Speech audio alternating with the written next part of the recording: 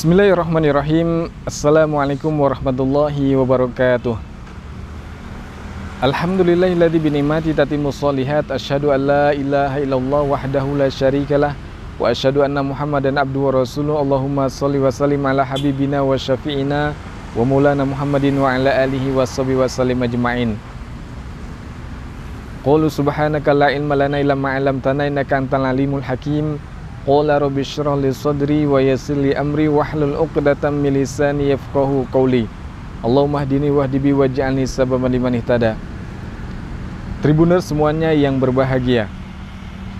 Dari sekian banyak ibadah yang diperintahkan oleh Allah Subhanahu wa taala, rata-rata ibadah itu kalau kita mengerjakannya, balasannya itu ada balasan tertentu. Misalkan kalau ada orang sholat, maka kalau dia melakukan sholat, sholatnya sendirian dihitung satu pahala. Kalau dia sholatnya berjamaah, maka dihitung 27 derajat, atau dalam riwayat yang lain 25 derajat. Orang yang melakukan zakat juga sama. Kemudian orang yang melakukan haji juga sama. Maka dalam hadis disebutkan misalkan, Al-hajjul mabrur laisa lahu jazaun ilal jannah. Haji yang mabrur itu tidak ada balasan baginya kecuali surganya Allah Subhanahu wa taala. Jadi rata-rata ibadah itu ketika kita mengerjakannya, maka kita akan mendapatkan pahala dan pahalanya ditentukan oleh Allah Subhanahu wa taala. Beda dengan puasa yang kita lakukan.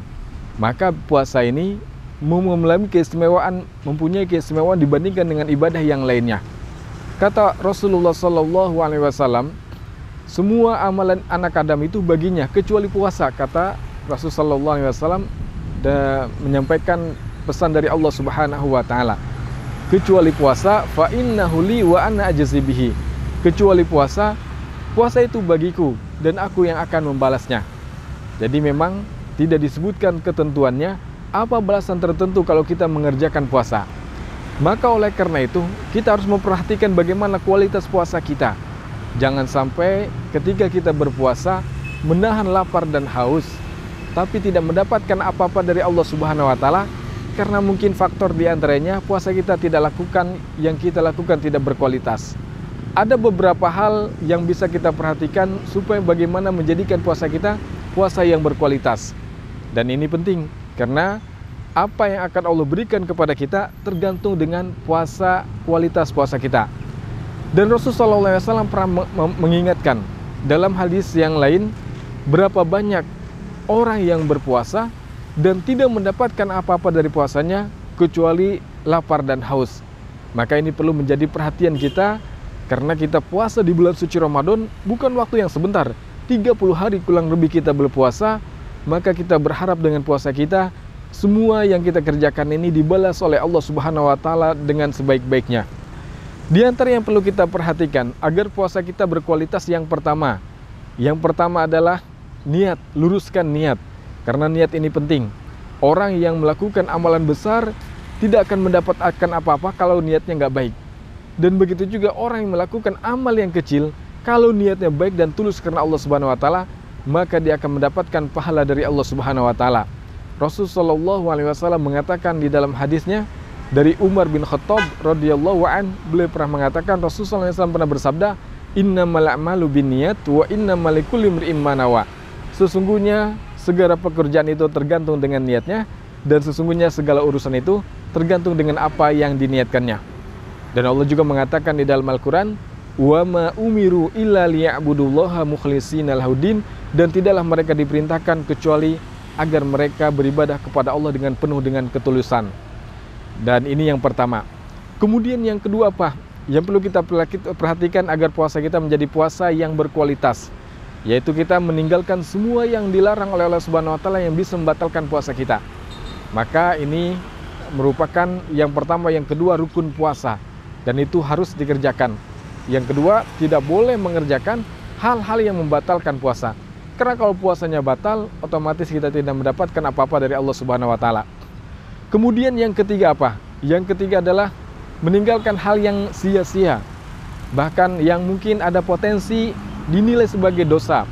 Karena dalam hadis muttafaqun alaih, Rasulullah SAW pernah mengatakan, as-shaumu junnatun, puasa itu merupakan perisai. Fala yarfus wala yajhal fa in wa ini mur'un syatamahu wa qatalahu syatamu falyaqul inni shaim. Puasa adalah perisai, maka janganlah dia berkata jorok dan juga berbuat bodoh kalau ada seseorang yang mencelanya atau mengajaknya berantem, ribut, maka katakanlah aku sedang berpuasa. Dan dalam riwayat yang lain, dalam riwayat Imam Bukhari, Rasulullah SAW pernah mengatakan, malam yada' qaula zur, barang siapa yang tidak meninggalkan perbuatan dusta, ucapan dusta, dan dia berpuasa, falaisa lillahi hajatun fi ayyada'a ta'ama wa syarabahu, maka Allah nggak punya kebutuhan dia meninggalkan makanan dan minuman. Maksudnya puasanya itu tidak ada nilainya di sisi Allah kalau dia tidak bisa menjaga lisannya dari perbuatan dusta. Kemudian yang keempat apa itu? Di antaranya adalah menjauhkan diri dari hal-hal yang tidak bermanfaat. Dan sekarang ini banyak sekali godaan ya yang bisa menghabiskan waktu kita, dan itu hal-hal yang tidak bermanfaat. Misalkan main HP berlebihan, game berlebihan. Pada Ramadan ini merupakan waktu yang istimewa dan kita harus manfaatkan dengan sebaik-baiknya. Rasul mengatakan dalam riwayat Imam Tirmidzi dan Nasai, min husni islamil mar'i tarku ma la ya'nihi, dari bagusnya Islam seseorang itu diantaranya meninggalkan sesuatu yang tidak bermanfaat. Kemudian apa yang kelima? Yang kelima adalah mengisi waktu-waktu dengan sesuatu yang bermanfaat.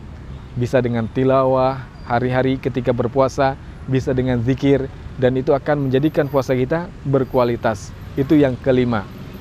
Kemudian yang keenam, yang terakhir adalah menjaga anggota badan kita agar tidak melakukan sesuatu yang dilarang oleh Allah Subhanahu wa taala. Mata kita jaga, telinga kita jaga, tangan kita jaga, kaki kita jaga, semuanya agar tidak melaksanakan atau melakukan sesuatu yang dilarang oleh Allah Subhanahu wa taala.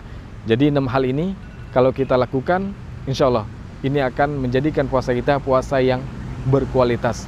Mudah-mudahan kita semuanya yang hari ini ikut puasa di bulan suci Ramadan diterima amal puasanya oleh Allah Subhanahu wa taala dan mendapatkan balasan yang besar dari Allah Subhanahu wa taala, karena memang puasa kita puasanya yang berkualitas. Sekian dan demikian, kurang lebihnya mohon maaf. Wal afu minkum. Wassalamualaikum warahmatullahi wabarakatuh.